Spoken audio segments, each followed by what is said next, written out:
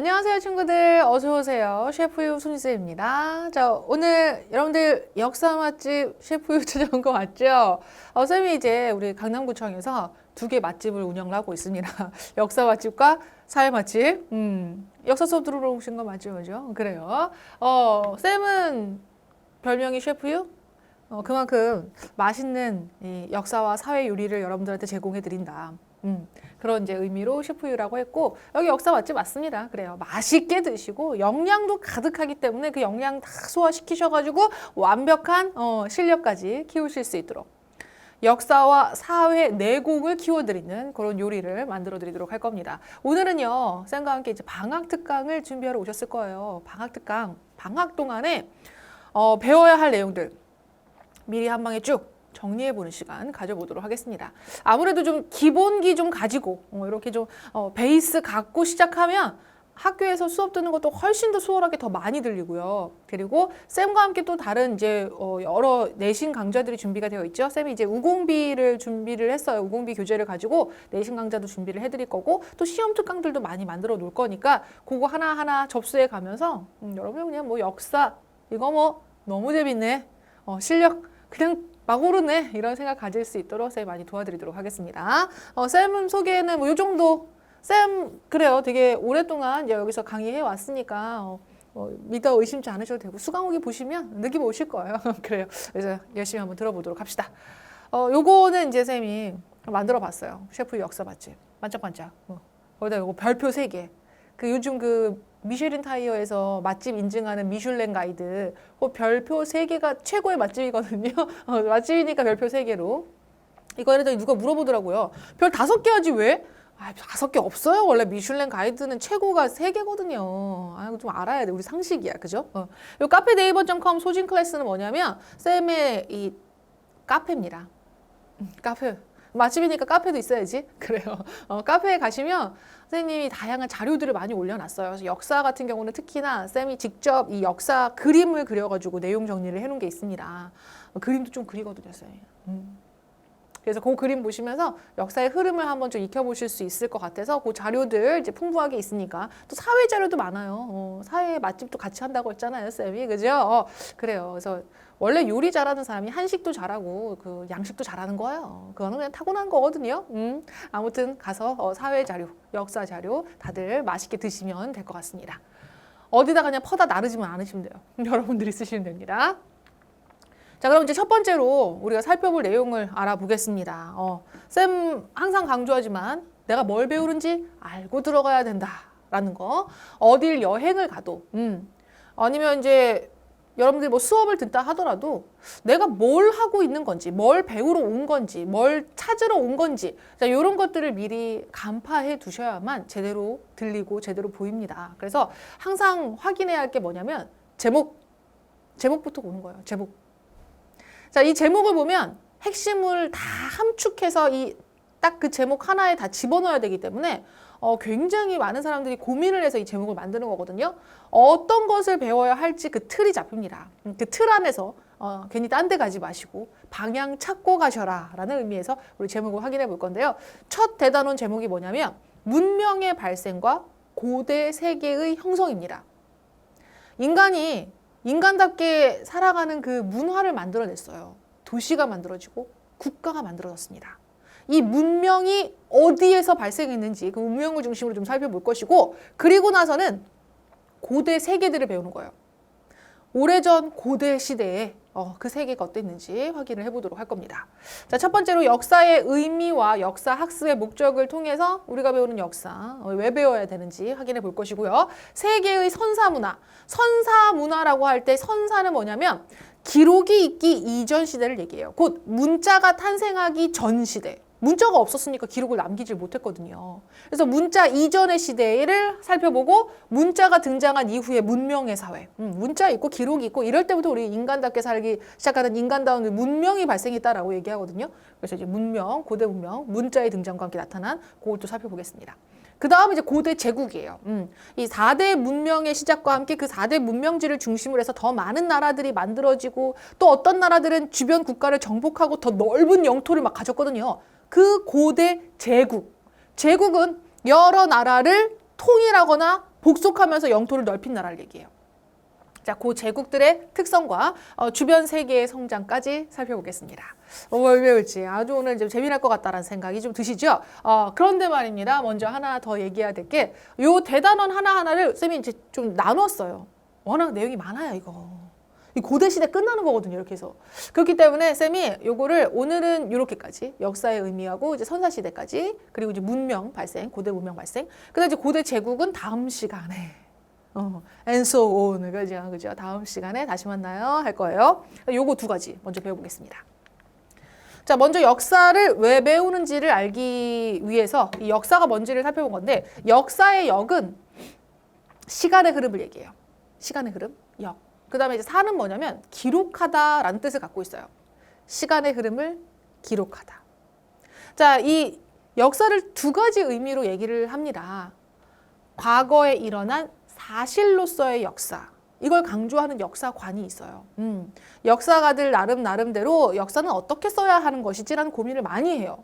그렇겠죠. 아무래도 내 일기 쓰는 게 아니니까 이 시대를 초월하는 막 여러 가지 내용들 담을 또 많은 이들이 또 이제 후대 후손들이 봐야 되는 내용들이기 때문에 이걸 어떻게 써야지만 정말 제대로 역사를 이제 뒤에 계승을 할 수 있을까라는 생각을 합니다. 그 중에 하나가 그래서 사실로서의 역사라고 하는 게 등장을 했는데. 요거 이제 랑케라고 하는 역사가에 의해서 이제 더 많이 주장이 되었던 역사로서 객관적인 역사를 중요하게 여깁니다. 선생님이 어느 날 질문을 받았어요. 객관적이 뭐예요?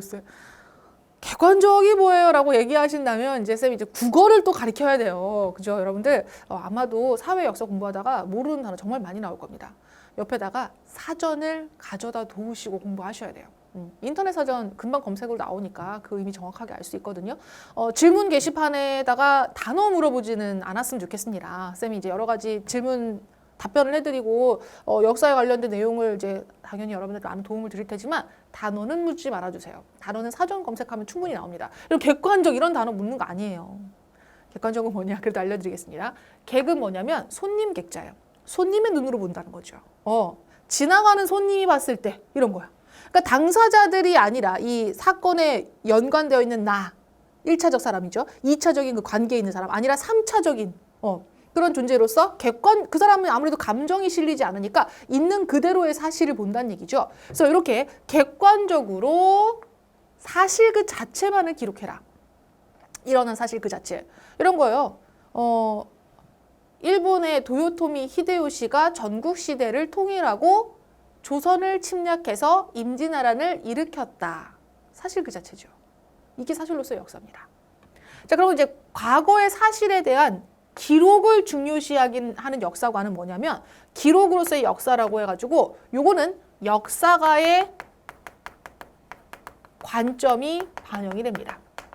당연히 사실을 기반으로 하지만 그 사실들 가운데서 의미가 있다라고 생각되는 걸 추려내고 역사가의 관점이 반영된다는 거예요. 그러니까 예를 들어서 아까 얘기했던 그 임진왜란 하면 임진왜란은 이순신이라고 하는 국가의 영웅이 없었다면 이겨낼 수 없었다. 또는 뭐 임진왜란을 극복해내는 데는 이순신이라는 영웅이 굉장히 큰 역할을 했다. 이런 식으로 해서 한 사람의 역할을 이 전쟁을 극복해내고 구국의 영웅으로서까지 가치를 평가를 한 거잖아요. 그게 이 기록으로서 역사예요. 예를 들어서 또 고구려 백제 신라가 있었던 삼국시대를 신라가 통일했다. 뭘까요? 사실일까요? 기록일까요? 사실이에요. 자, 사실로서의 역사인데 여기서 더 나가서 신라가 삼국을 통일함으로써 민족 문화의 발전의 토대가 만들어졌다. 요거 평가 들어간 겁니다. 민족 문화 발전의 토대가 삼국의 신라가 통일했기 때문에 시작된 거야 라고 보는 것. 그거는 바로 기록으로서의 관점인 거예요. 네, 이렇게 해서 좀 역사를 좀 두 가지로 나눈다. 이 정도만 알아두시고 그다음 이제 역사학습 목적. 왜 배우냐? 내가 누군지를 알기 위해서. 나는 한국 사람이야 라고 할 때 한국 사람은 어떤 사람이에요? 역사를 배우지 않으면 그 얘기를 얘기할 수가 없습니다. 역사를 배우지 않으면 생각해보세요, 여러분. 일제시대 때 일제강점기 당시 일본이 우리나라에 들어와서 정말 아주 철저하게 바꾸려고 했던 게 우리 민족의 역사의식이에요. 우리 민족이 가지고 있는 우리 역사에 대한 이 역사관을 왜곡시키려고 엄청 노력을 합니다. 그래서 우리의 고대사를 막 왜곡시켜서 일본에 우리는 같은 뭐 민족이 시작이 출발점이 뭐 같고 뭐 이런 얘기 하거든요. 그리고 또 원래 조선 사람들은 반도 국가이기 때문에 정체성에서 뭐 문제가 있고 뭐 이런 얘기 막 하거든요. 당파성 이론에서 뭐 편을 무리만 만들면 싸우는 민족이고 니들은 그래 라고 자꾸 왜곡된 인식을 심어준 이유가 뭔지 아세요? 우리 스스로가 우리 민족으로서의 자긍심을 가지고 외적이 침략했을 때 그것을 극복해낼 수 있는 그런 의지와 희망을 깨버리려고. 정체성은 그래서 중요한 겁니다. 우리가 누구인지를 아는 것은 우리 그동안 역사적으로 있어왔던 여러 사실을 통해서 우리 민족의 자긍심을 가지고 내가 우리 민족으로서 우리 한국 사람으로서 하나의 자부심과 이 소속감을 느낄 수 있도록 해주는데 굉장히 큰 역할을 하는 게 역사거든요. 역사를 모르면 정체성도 가질 수가 없어요. 누가 들어오든 나만 잘 살면 되지. 일본이 우리를 지배하든 미국이 우리를 지배하든 나랑 내 가족만 먹고 살기 좋으면 되는 거 아니야? 이렇게 생각해버립니다. 잘못된 거죠. 그죠? 그걸 위해서 일본은 그렇게 우리의 역사를 왜곡하려고 했었고 실제로 역사가 이제 제대로 교육이 이루어지지 않으면서 친일파로 더 많이 양성이 되었고 친일파들의 그런 행태를 보면 자기 가족과 자기의 이익만을 위해서 앞장을 섰었죠. 많은 민족들이 힘들어져가고 쓰러져가는 것들을 무시했잖아요. 상관없는 일로 여겨요. 이 민족의 정체성이 없으니까. 정체성 형성이 굉장히 중요합니다. 우리 대한민국의 한 사람으로서 대한민국의 발전을 이끌어가고 대한민국이 이렇게 막 올림픽에서도 막 크게 막 성장하고 한류 열풍 불러일으키고 경제적으로 막 번영해 나가는 모습을 보면서 기뻐할 수 있는 건 우린 역사를 배웠고 정체성이 있기 때문이에요. 자, 다음 현재를 바로 보고 또 미래를 전망하기 위해서 역사는 필요합니다. 정말 오랜 기간 동안 사람들이 살아온 생활의 모습을 쫙 역사를 통해서 살펴볼 수 있어요. 전쟁이 일어나고 이 전쟁을 극복하고 한 나라가 만들어지고 나라가 정치를 어떻게 하느냐에 따라서 국민의 삶이 어떻게 바뀌고 또 그에 의해서 잘못된 정치를 하면 국민이 반란을 일으켜 국가가 뒤집어지고 망하기도 하고 그런 모습을 보면서 지금 나의 모습은 지금 우리가 처한 현실은 어떻지? 역사 속에서 봤을 때 저때 저 상황과 되게 비슷한데? 이건 잘못됐네? 아, 여기서 우리 국민은 우리 스스로는 이런 인식을 가져야겠네? 이런 교훈을 얻을 수 있는 거예요. 또 앞으로 이렇게 계속 된다면 미래 사회가 이렇게 되겠구나 라고 전망할 수 있습니다. 그렇죠? 우리 이스터 섬의 비극이라고 해서 우리 그 모아이 석상이 많이 세워진 그 이스터 섬이라는 섬이 있습니다. 그 섬에서 그 섬 사람들이 완전히 이 문명이 사라져버리는 그 상황을 보면 자연을 너무 많이 훼손한다거나 자신의 이익을 내세웠던 그런 모습들이 있었어요. 지금 우리 모습이 그런 거 아닌가? 자신의 권위를 내세우고 자신이 더 행복하기 위해서 너무 물질적인 풍요만을 막 누리려고 하지 않나? 결국 그런 물질적인 풍요를 계속 누리다 보면 환경이 황폐되고 환경이 황폐화된 곳에서는 사람이 살 수 없는데 그런 교훈을 얻을 수 있고 우리 미래도 점쳐볼 수 있는 거예요. 자, 이런 이유로 인해서 우리는 역사를 통해서 배울 게 너무 많고 역사를 배워야만 한다는 사실을 알 수 있었습니다. 그리고 한국사하고 세계사를 같이 배우는 이유가 뭘까요? 우리 역사 속에서는 앞으로 선생님과 먼저 세계사를 쭉 훑어보고 또 그 사이사이에 우리의 역사 속에 이제 어떤 나라들이 존재하는지 등장을 살펴본 다음에 역사 2에서는 또 한국사를 또 쭉 살펴볼 거거든요. 같이 봐야 하는 이유는 뭐냐면 우리는 혼자 산 거 아니거든요. 이 지구상에서 다른 나라들과 교류하며 살아왔고 또 오늘날은 더더욱 많은 교류를 해야 해요. 이제는 세계화라는 말, 이 말 너무 익숙하잖아요. 그죠? 우리 주변에서 외국인들을 접하고 외국인들 문화를 접하고 이제 함께 살아가는 사회가 됐어요. 다문화 사회. 그렇기 때문에 다른 나라의 역사를 이해하지 못하면 그 다른 나라 사람들의 지금의 모습을 이해하기도 어려워요. 그래서 이런 이유로 인해서 우리는 한국사와 세계사를 동시에 같이 배우면서 세계 시민의 자세를 갖추려 하는 것이다. 이걸 좀 알아두셨으면 좋겠습니다. 자, 그럼 오늘 많이 이제 중요한 부분을 다 얘기했고 이제 본격적으로 선사시대 들어가 보겠습니다. 먼저 인류의 출현부터. 우리가 인간다운 이제 모습, 우리 인간 같다라고 생각할 때는 그런 인류가 등장해서 발전해간 사례들을 상황들을 쭉 볼 건데요. 최초의 인류는 오스트랄로피테쿠스라고 합니다. 자, 오스트랄로피테쿠스는 최초의 인류로서 두 발로 서서 걸었어요. 근데 이제 밑에 보면 호모 에렉투스라고 해서 에렉은 호모는 뭐냐면 사람이고 에렉투스는 이제 곧서다, 직각 이런 걸 뜻하거든요. 허리를 완전히 펴고 선 이 호모 에렉투스랑 비교했을 때 오스트랄로피테쿠스는 아주 꾸부정하더라. 이렇게 다닌 거죠. 선생님 너무 뭐하나 싶겠다, 그죠? 아무튼 이렇게 꾸부정, 이렇게 그래서 네 발로 걷다가 이렇게 두 발로 걷기도 하고 아직은 조금 이제 어색한 하지만 어쨌든 뭐 두 발로 대부분 두 발로 걸어가요. 그러다 보니까 앞발 두 개가 할 게 없어? 이걸로 뭐 한번 집어볼까? 집은 김에 이걸로 뭐 좀 파볼까? 그러면서 도구를 사용하기 시작했습니다. 자, 그래서 도구를 사용했다. 오스트랄로피테쿠스의 가장 큰 특징입니다. 도구를 사용할 수 있는 존재는 전 세계 모든 생명체들 가운데 사람뿐이었거든요. 누가 있어요? 원숭이요. 원숭이 도구 사용하는 거 봤는데 그런 정도의 도구 사용은 아니죠. 그냥 일상적으로 항상 쓰는 사람들은 항상 쓰는 존재들은 우리뿐이 없어요. 그리고 도구를 발전시키고 그죠? 이 도구를 사용한다는 것은 또 이 뇌용량을 키우는 데 큰 영향을 미칩니다. 사람이 손을 많이 써야지 머리가 좋아진다고 하잖아요. 그래서 아기 때 보면 대부분 뭘 만져보게 하고 눈으로 보게 귀로 듣게 하면서 계속 뇌가 그 자극을 받아서 커지는 거거든요. 그래서 손 많이 만져보게 하는 게 굉장히 중요해요.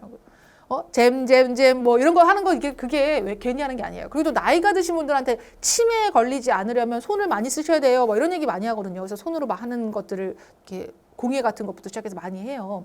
그 이유도 마찬가지로 뇌의 이 퇴화가 되지 않도록 하기 위한 목적이고 또 우리나라 사람들이 머리가 좋다 이런 얘기 많이 하죠. 들어보셨죠? 그게 또 젓가락과 관련이 있다고 하잖아요. 젓가락을 사용한다는 건 손을 아주 정교하게 사용해야 되거든요. 그래서 외국인들 보면 젓가락 잘 못 쓰죠. 이게 또 뇌 발달에 영향을 미친다는 연구 결과들도 참 많습니다. 아무튼 오스트랄로피테쿠스는 이렇게 도구를 사용하고 손을 사용하면서 뇌 용량이 커지기 시작합니다. 뇌 용량이 커진다는 건 뭐예요? 똑똑해진다는 거죠. 다음은 호모 에렉투스. 아까도 얘기했지만 오스트랄로피테쿠스보다 좀 더 허리를 펴요. 야, 허리 펴. 꾸부정하게 하지 말고 허리 펴. 아니죠, 그죠? 허리를 폈어요. 에렉투스. 곧선 인간이라고도 합니다. 그리고 불을 사용했어요. 언어도 사용했습니다. 불과 언어. 제일 중요한 것도 두 가지가 나왔습니다. 호모 에렉투스 하면 불과 언어입니다. 자, 그 다음으로 이제 불을 사용했다는 건 또 이런 의미가 있죠. 당시 이제 뭐 빙하기가 왔다 갔다 하던 시기였어요. 정말 추운 시기에 불을 사용하지 못했다면 얼어 죽었겠죠. 그뿐만 아니라 불을 사용하면서 고기를 익혀 먹기 시작했고 고기를 익혀 먹으면서 더 많은 이 단백질을 섭취할 수 있게 되었고 이 단백질이 또 뇌 발달에 영향을 미친다고 합니다. 언어는 뭐 말할 것도 없죠. 언어는 보다 더 많은 무리가 조직적으로 생활할 수 있도록 해줘요.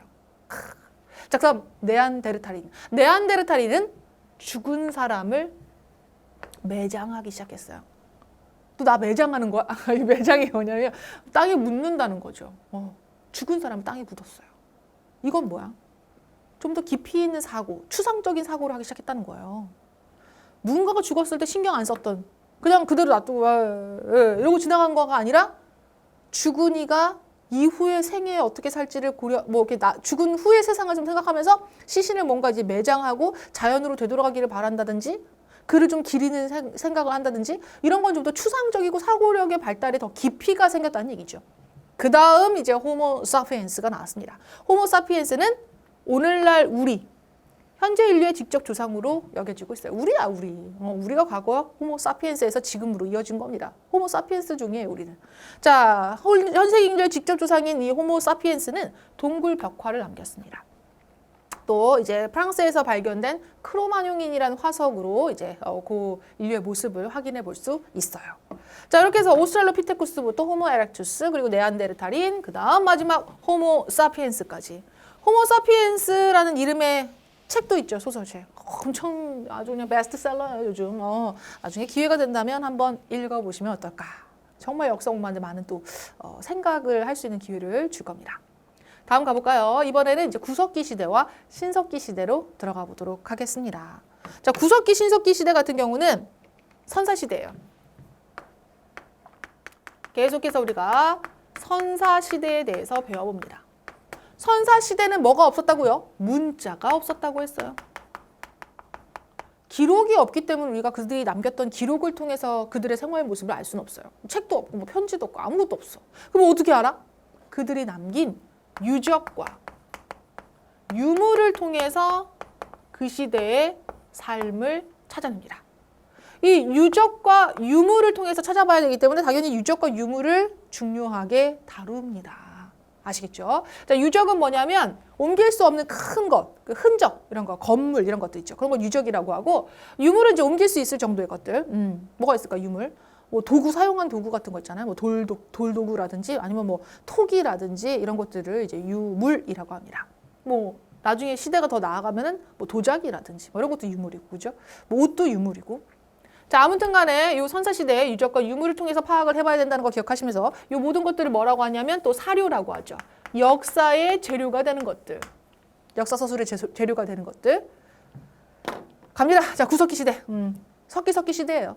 석기 시대라고 하는 건 돌도구를 사용을 했다는 거죠.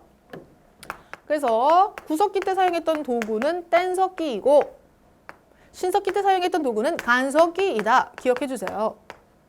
뗀석기 종류는 뭐가 있냐면 주먹도끼, 뭐 찌개, 찌르개.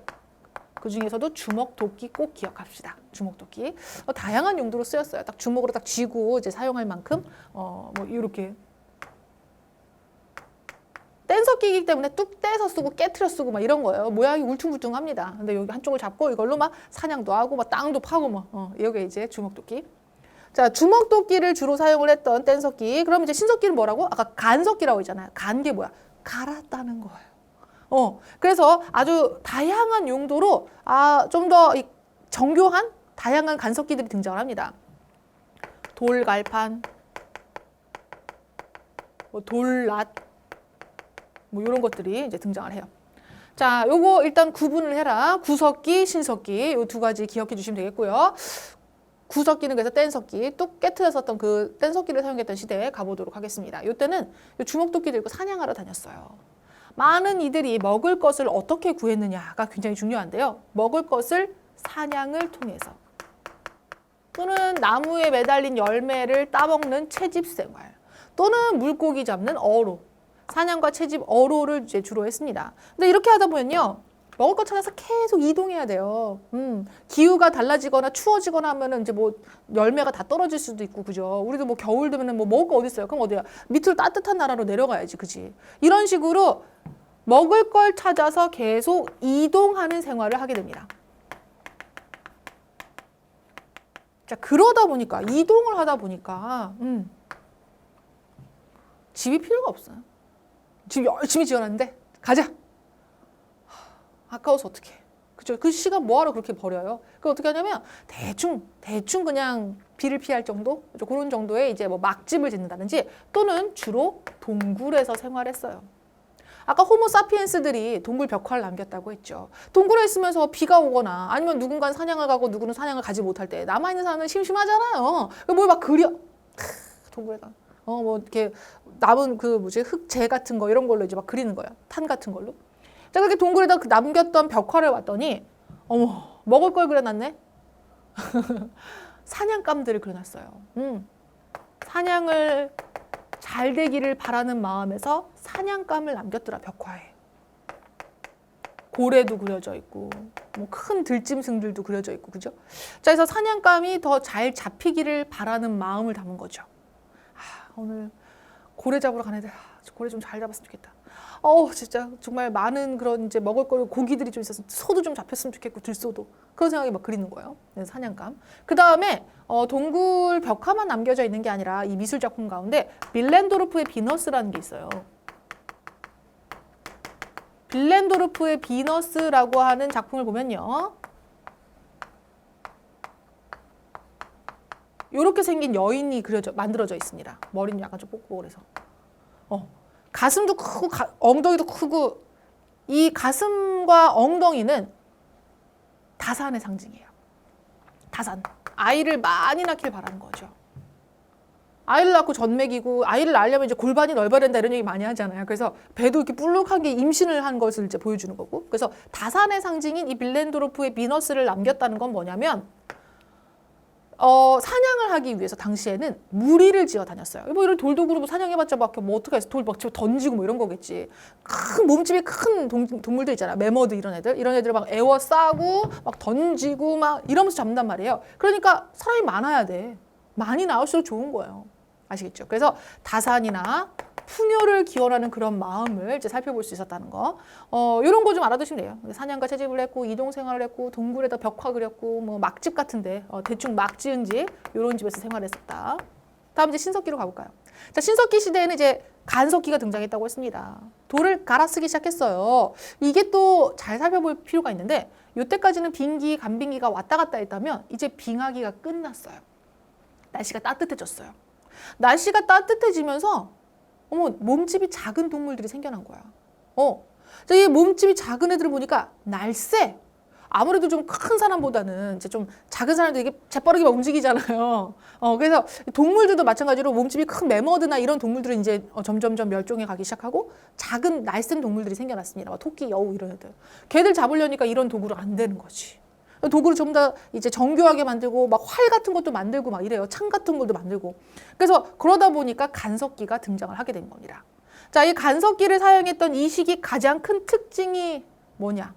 이제 먹을 것을요, 사냥, 채집으로만 구하진 않았어요. 사냥, 채집도 물론 했습니다만 이게 시작됐어요. 농경과 목축이 시작되었습니다. 문득 버린 씨앗에서 싹이 터 올라오고 그 싹이 자라나서 열매를 맺는 걸 보게 됩니다. 헉, 씨를 뿌리면 우리가 열매를 그냥 이 자리에서 얻을 수 있네. 아, 그럼 이동할 필요가 없네. 그리고 가축들이 보니까 많이 잡았어. 그래가지고 이제 이렇게 잡아다가 어디다 가둬놨죠. 근데 봤더니 이제 새끼를 임신하고 있었던 거지. 나중에 새끼를 낳았어. 새끼를 낳았네. 얘들 키워가지고 먹으면 더 배부르게 먹을 수 있겠네. 자, 그래서 농경과 목축이 시작됐어요. 자, 이 농경과 목축의 시작을요, 신석기 혁명이라고 부릅니다. 정말 혁명적인 큰 변화들이 이 농경과 목축 때문에 등장을 했거든요. 먼저 어떤 것이 등장했느냐? 정착 생활을 하기 시작해요. 당연한 거 아닙니까, 여러분? 밭에다가 씨 뿌려놓고 나서 가자. 그건 누구 좋으라고. 그죠? 정착을 하다 보니까요, 이제 집을 짓기 시작한 거예요. 동굴 막집? 살기 불편해. 동굴에는 나중에 겨울에 겨울잠 잔다고 막 곰이 막 기어들어와. 이거 어떻게 해? 그죠? 그래서 움집이라고 하는 집을 짓고 살았어요. 자, 그 다음에 농경과 목축? 곡식이 한꺼번에 막 수확이 되죠. 이걸 저장을 해놔야 돼요. 그리고 곡식을 생으로 막 그냥 씹어먹는 게 아니라 익혀 먹어야 되잖아요. 그런 가운데 또 토기가 등장해요. 흙으로 만든 그릇. 특히 빗살무늬 토기가 대표적인 이제 그 당시 토기입니다. 그리고 또 뭐가 있느냐? 신석기 혁명에서 이렇게 정착 생활을 하고 움집 짓고 살다 보니까 마음에 맞는 사람들끼리 같이 모여 살면서 또 더 많이 애를 낳고, 애를 낳다 보니까 이 애 낳은 아이들이 또 자식을 거느리고 막 그러면서 하나의 씨족 단위의 부족이 형성돼요. 씨족 사회가 형성이 됐습니다. 자, 이러한 변화들이 이제 신석기 혁명을 통해서 농경과 목축의 시작을 통해서 가져온 변화들이다라는 걸 기억하시고, 또한 더 나아가서 당시 이제 농사와 목축이 잘 되기를 바라는 마음, 이 풍요를 기원하는 마음은 여전했겠죠. 근데 이제는 뭐 사냥 잘 되라고 막 아이 이렇게 사냥감을 생각하는 게 아니라, 또 아이 많이 낳기를 기대하는 게 아니라, 이제는 곡식이 잘 재배가 되려면 어떤 것들이 필요하지? 햇볕도 잘 비춰줘야 되고, 비도 적당히 와야 되는데, 이 자연물이 좀 잘 좀 해줬으면 좋겠다. 자연물이 이거 해가 안 비쳐. 아니면 뭐 비만 하면 계속 몰아쳐. 자연이 노했나 봐. 자연에게 잘 비 좀 내려달라고, 좀 햇볕 좀 내려달라고 이렇게 빌어야겠어. 그러다가 등장하는 게 애니미즘이에요. 자연물에 영혼이 있다라고 생각하는 그런 사상들이 등장을 하는 거죠. 그와 함께 또 가축을 많이 키우는 이제 그런 부족들 같은 경우는 이 가축을 막 자신의 부족의 수호신으로 삼는다든지 특정 동물을 막 섬기기 시작합니다. 그러면서 이제 토테미즘이라고 하는 게 또 등장을 했죠. 특정 부족을 자신의 부족의 특정 동물을 이제 자신의 부족을 수호신으로 이제 생각하는 그런 토테미즘. 또는 이제 뭐 무당이 또 그렇게 역할을 많이 하다 보니까 샤머니즘, 무당, 주술사 이런 사람들을 또 중요하게 여기는 샤머니즘과 같은 그런 또 이제 신앙도 등장을 했습니다. 자, 이렇게 해서 신석기 시대의 특징들을 한번 쭉 정리를 해봤습니다. 다음으로 가보겠습니다. 이제 고대 문명으로 가볼게요. 드디어 문자가 등장하고 사람 사는 세상이 보다 더 조직적이고 체계적으로 변화합니다. 자, 고대 문명의 발생, 요거에서는 우리가 공통점을 먼저 알아봐야 되는데, 먼저 많은 이들이 모여 살면서 문명이 발생을 해요. 많은 이들이 모여 살았다는 건 먹고 살 것들이 거의 많았다는 거예요. 그러니까 많이 모여 있을 수 있지. 아니면 다 굶어 죽었겠지. 아니면 딴 데로 이동을 했겠거나, 그죠? 자, 그래서 많은 이들이 먹고 살기 좋았다는 건 농사짓기 유리했다는 것이다. 농사짓기 유리한 환경이 어디죠? 넓은 평야가 있어야죠. 그리고 이제 물을 구하기 좋아야 되죠. 그래서 따뜻한 기후이면서 큰 강 유역의 평야지대 이런 곳에서 바로 문명이 발생을 했습니다. 다음은 청동기 문화를 배경으로 했어요. 구석기, 신석기 지나서 이제 청동이라고 하는 새로운 도구가 등장을 합니다. 새로운 소재의 도구. 돌이 아니라 금속이에요. 자, 이건 아주 날카롭게 갈아서 무기를 만들 수가 있었고 청동 무기를 바탕으로 정복 전쟁을 활발하게 하면서 누군가를 지배하게 되죠. 그것이 곧 또 계급을 발생을 시켰습니다. 내가 이 무기 가지고 쳐들어가지고 저기 곡식 많이 가지고 있는 애를 따다가 정복을 했어. 그런 다음에 우리 평화롭게 평등하게 지내자. 이렇게 하겠어요? 야, 그 곡식 다 내놔. 내가 어떤 애들인 줄 알아? 내가 니네보다 우월한 존재고 내가 너희를 지배해야 돼. 넌 내 밑에서 시키는 일만 해. 네 건 다 내 거야. 뭐 이렇게 돼야 되겠죠. 계급이 이렇게 등장을 하는 거예요. 자, 그 다음 점점 더 농사도 더 잘 되고 또 인구도 늘어나고 하면서 지역 간의 교류도 활발해집니다. 이거 교류한 거 기록으로 남겨야겠죠. 왜냐하면 지역 간 교류는 대부분 상업적인 교류잖아요. 물건 많이 생산하고 이러면 뭐 그거 갖다 팔고 그다음에 뭐 얻어오고 내가 물건을 몇 개 줬고 몇 개 받아와야 되고 다음에 준다고 했으니까 이것도 그러다 보니까 문자가 등장한 거예요. 기록을 위한 문자까지. 자, 동그라미 친 것들 중요합니다, 여러분. 중요한 거 나왔습니다. 농사짓기를 위한 환경, 청동기 바탕, 계급 발생, 그다음 문자. 요거 진짜 중요한 공통점들 알아두세요. 서술형으로도 되게 많이 나와요. 자, 다음은 이제 하나하나 그 문명지들을 한번 살펴볼게요. 4개의 문명 발생지들을 살펴볼 건데 쌤이 지금 이제 각각 문명을 설명하기에 앞서서 저 요거를 한번 살짝 그려볼게요. 너무 기대하지 마세요. 왜냐면 시간이 없으니까. 제가 시간이 없거든요. 시간이 없어서 자, 여러분들이 많이 기다리지 않을 거 아니에요. 선생님 하루 종일 수업하면 뭐 좋아하시겠어요? 그죠? 아니죠? 자, 여기 우리나라, 중국, 일본, 제주도 독도, 제주도 울릉도 독도, 인도네시아, 필리핀, 스리랑카 뭐 이렇게 이제 대충 그려봅시다. 뭐 영국도 있고. 뭔지 모르겠어요, 쌤. 이런 친구들도 있을 것 같긴 한데 우리 솔직히 지도는 알아야 돼요. 세계지도 여러분들이 이렇게 그리는 거 힘들다 하더라도 좀 자꾸 그리려고 노력도 해봐야 되고 위치 정도는 파악하려고 좀 하셔야 됩니다, 여러분. 사회 역사 공부할 때 지도 모르면 절대 100점 못 맞아요. 지도. 화장실 앞에다 하나 붙여놓으세요. 화장실 이렇게 변기 앞에 문짝에다 탁 지도 붙여놓고 이렇게 봐요. 아, 우리나라가 여기 있고, 나 어디에 여행 가볼까? 요즘 뜨는 여행지가 어디지? 아, 여기구나. 아, 저번에 우리 외할머니가 어디 갔다 왔다 그랬지? 아, 저기 캐나다. 저기 캐나다 있네. 아, 이런 거 좀 보시라고요. 그러면서 외우면 되게 재미나게 외울 수 있을 거예요. 자, 갑니다. 자, 여기 보시면 이제 문명 발생지들을 쌤이 표시를 해주려고 합니다. 기후가 온화한 지역을 중심으로 했어서 한 요 정도 위치대? 요 정도 위치대에서 위도가 이렇게 적도를 중심으로 해서 좀 올라가야지. 적도 너무 덥고 조금 더 올라가야지 온화하죠. 강이 있으려면 너무 건조하지도 않아야 되겠고 그래서 요 정도 위치였었어요. 먼저 여기가 메소포타미아 문명이 있던 곳입니다. 티그리스 유프라테스 강이라고 하는 강을 중심으로 해서 여기 메소포타미아 문명 기억해둡시다. 오늘 첫 번째로 배울 거예요. 메소포타미아 문명. 오래된 순서로 배웁니다. 메소포타미아 문명이 가장 오래됐고 그 다음 또 오래된 게 어디냐? 여기 이집트. 여기가 이제 이집트 문명입니다. 나일강이라고 하는 정말 긴 강이 있죠. 나일강. 이 나일강 삼각주 평야에 있는 고지대에서 이집트 문명이 등장을 했고요. 북부 아프리카, 서아시아 쪽. 자, 그 다음으로 가셔서 이제 이 인더스 문명을 배울 건데 인더스 문명은 여기 인더스 강과 겐지스 강이 있어요. 인더스에서 시작했겠죠. 인도 문명이라고요. 이제는 인도 문명이라고 하는데 인더스 강에서 시작한 인더스 문명을 시작으로 해서 나중에 겐지스까지 확대가 돼 가거든요. 아리아인들이라는 이제 민족의 이동과 함께. 그래서 이 두 군데를 합쳐서 인도 문명이라고 합니다. 그 다음이 어디냐? 중국 여기로 와야죠. 자, 중국 같은 경우는 이제 이렇게 황허강이 흐르고 있습니다. 그리고 아래쪽에 창장강이 흐르고 있는데 황허강 유역에서 이제 먼저 시작을 했었고 나중에 창장강 유역까지 이게 확대가 됩니다. 그래서 이렇게 합쳐서 중국 문명. 이렇게 해서 이 문명 발생지들 이집트, 메소포타미아, and 인도 문명, 중국 문명으로 이 순서대로 이렇게 쭉 배워갈 겁니다.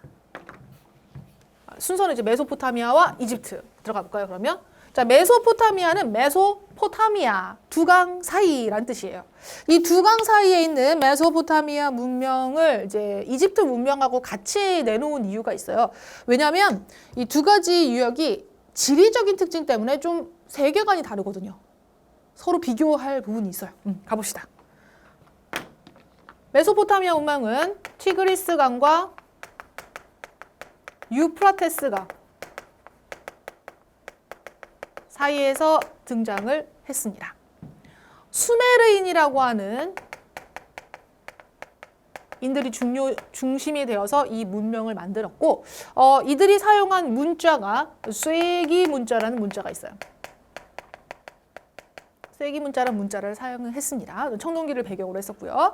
자, 그 다음에 이제 이집트 문명 같은 경우는 아까 얘기했듯이 나일강 유역을 중심으로 했었고요. 이들이 사용했던 문자는 형태를 본따서 그린 그림처럼 생겼어요. 그림 같은 문자, 상형 문자. 이집트 문명은 뭐 이렇게 생긴 눈처럼 생긴 글자도 있고 막 이렇게 이상한 이건 이상하다. 하여튼 그림처럼 생겼어요. 선생님이 이집트 문자의 상형 문자를 그리기는 힘들어요. 그 정도는 아닙니다. 그래요. 상형 문자는 이제 보면 알겠어요. 보면 알겠는데 이제 그림 문자 기억해 주시고, 자, 이들의 이 지형적 특징이 중요하다고 했었죠. 지형적 특징에서 메소포타미아 문명은 아까 지도에서 보면요, 티그리스 유프라테스 강이 있고 옆으로 이제 가면 이제 서아시아, 중앙아시아 쪽으로 갈 수 있고, 일로 가면 이제 유럽으로 올라가고 아프리카로도 갈 수 있고 아라비아 반도로 내려갈 수도 있는 굉장히 개방적인 지형이에요. 열려 있어요. 열린 지형. 반면 이집트 문명은 어떠냐면은 위로는 지중해란 바다가 있고요. 아래로는 사하라든 사막이 있어요.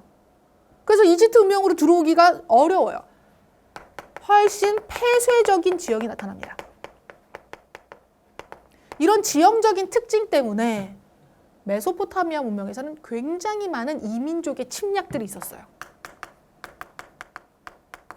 이 이민족의 침략으로부터 스스로를 방어하기 위해서 굉장히 많은 노력을 기울여야만 했습니다. 그런 가운데 사람들은 어떤 생각을 갖게 되냐면 전쟁이 언제 날 수 있을지 모르겠다. 전쟁 나면 나 또 죽을 수도 있는데 내가 이 세상에서 정말 행복하게 살고 싶은데 전쟁 안 겪고 안 다치고 내 가족 모두 행복하게 살 수 있는 방법 뭐가 있을까? 지금 세상에 관심이 많아요. 현세적이야.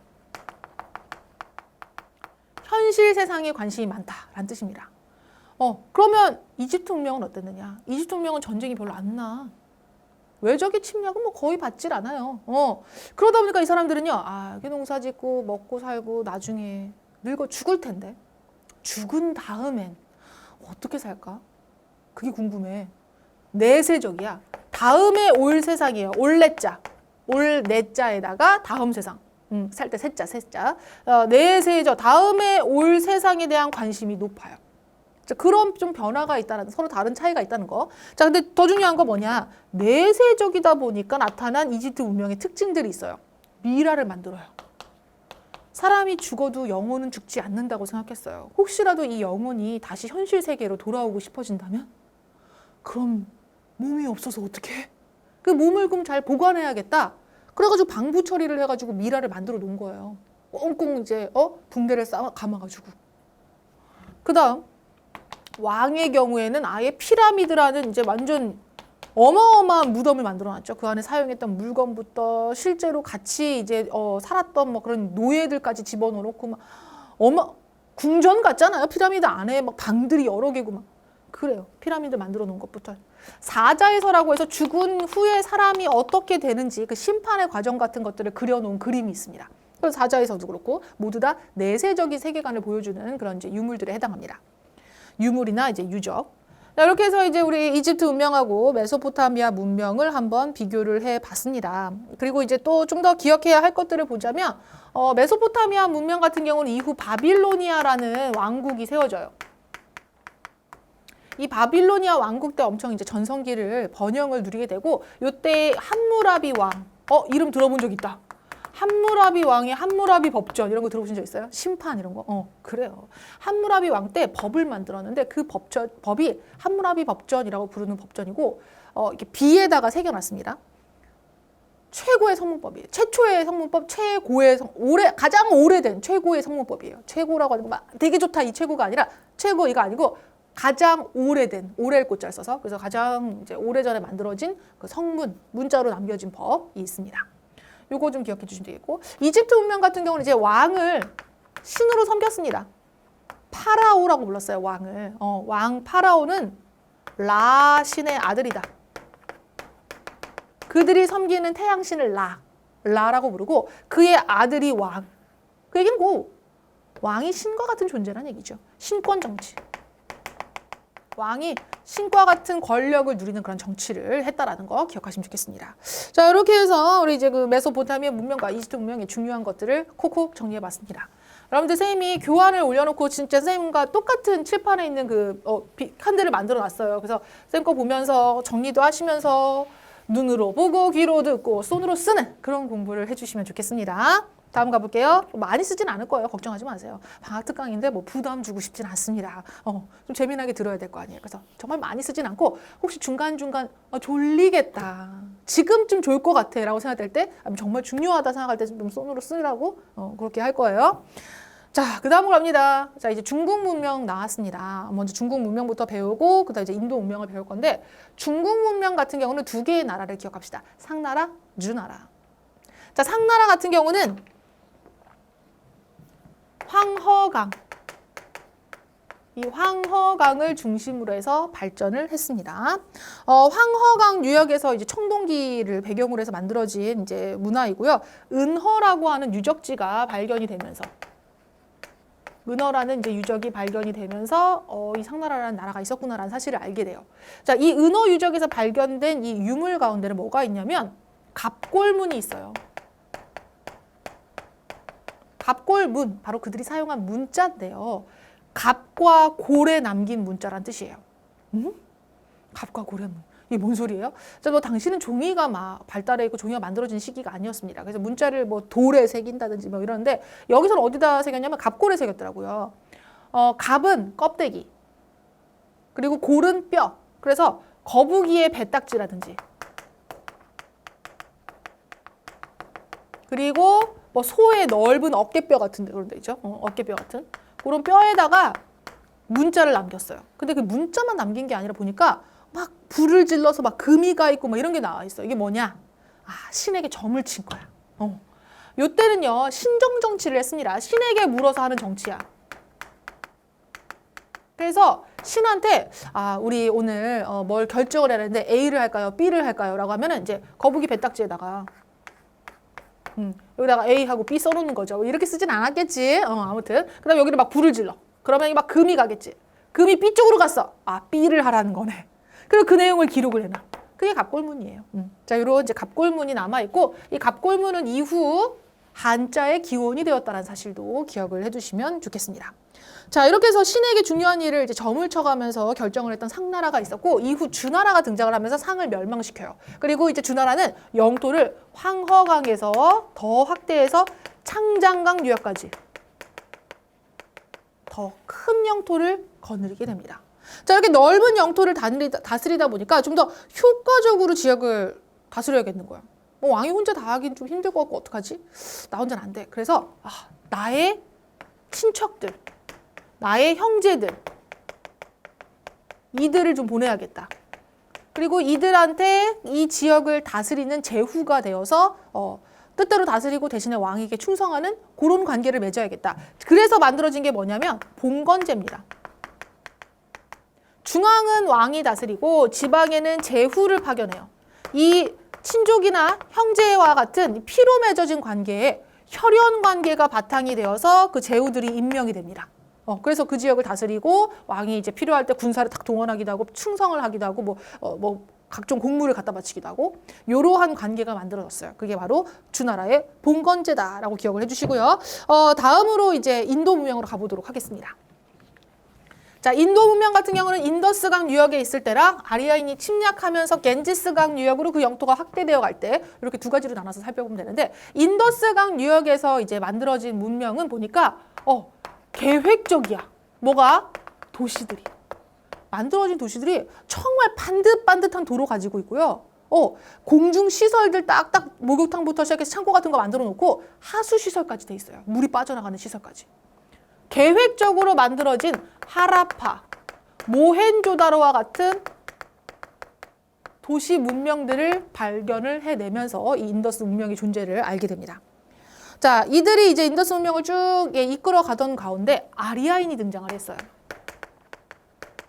이때도 이제 뭐 그림 문자, 상형 문자 같은 이제 문자를 씁니다. 아직까지도 해석이 정확하게 되지 않는 문자, 그냥 그림 문자라고 보통 얘기를 하는데 여기서는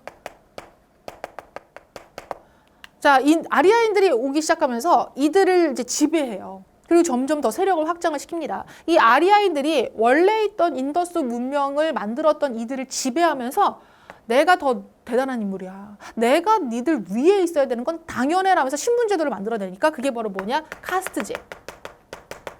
카스트제라는 신분제를 만들고 거기다가 카스트제의 제일 꼭대기에 있는 신분층이 누구냐면 브라만이에요. 브라만은 뭐 하는 애들이냐? 제사 지내는 사람들이에요. 사제계층. 브라만교라는 종교를 만들어냈거든요. 자연에 대한 여러 가지 이제 그 숭배 의식을 굉장히 중요시 여기는 게 이제 브라만교인데 되게 까다롭고 되게 무서워요. 잘못하면 내리는 그런 막 재앙이 어마무시해요. 그래서 이 브라만들한테 잘해야 돼. 얘들이 제사 잘 지내주기만을 바라야 돼요. 그리고 뭐 이제 밑에는 크샤트리아, 바이샤, 수드라와 같은 계층들을 만들어내죠. 아무튼 아리아인들이 이동하면서 이 정복지의 피지배자들을 이제 지배하기 위해서 만들어낸 제도들에 해당합니다. 자, 이렇게 해서 인도 문명까지 이건 간단하게 살펴볼 수밖에 없는 그런 내용들이니까 아주 뭐 어려워할 필요 없다라는 거 기억하시면서 4개의 문명들을 다 살펴봤습니다. 자, 마지막으로 쌤이 항상 이제 수업이 끝나고 나면 이렇게 후식 퀴즈를 드릴 겁니다. 후식은 어때요? 달고 맛있죠. 그래서 어렵지 않아요. 아주 그냥 쉽게 꿀떡 넘어가는 그런 꿀떡 같은 후식 퀴즈입니다. 여러분들이 소화가 잘 됐는지, 소화 잘 됐나요? 확인하려고 이 문제 만들었습니다. 최초의 인류. 이 최초의 인류는 누구였을까요?를 맞춰주시면 됩니다. 우리 인류의 발전 과정 기억하시죠? 첫 번째에 들어갔던 꾸부정하지만 그래도 2발로 서서 걸었다는 그 인류를 써주시면 되겠습니다. 어디다 써주시냐면 수강 후기 게시판, 질문 게시판 안 됩니다. 수강 후기 게시판에다만 이 수강 요 후식 퀴즈를 이제 써주셔야 됩니다. 질문 게시판은 이제 뭐가 따로 집계되는 게 있어가지고 거기다 쓰시면 안 되고 수강 후기 게시판에다가 써주시면 되겠습니다. 자, 여기까지 해서 오늘의 내용은 정리가 다 되었습니다. 오늘 역사 맛집 어떻게 재밌게 잘 들으셨나요? 오늘 내용 소화 잘 시키시고 다음 시간에 쌤이 다시 찾아올게요. 그때 만나요.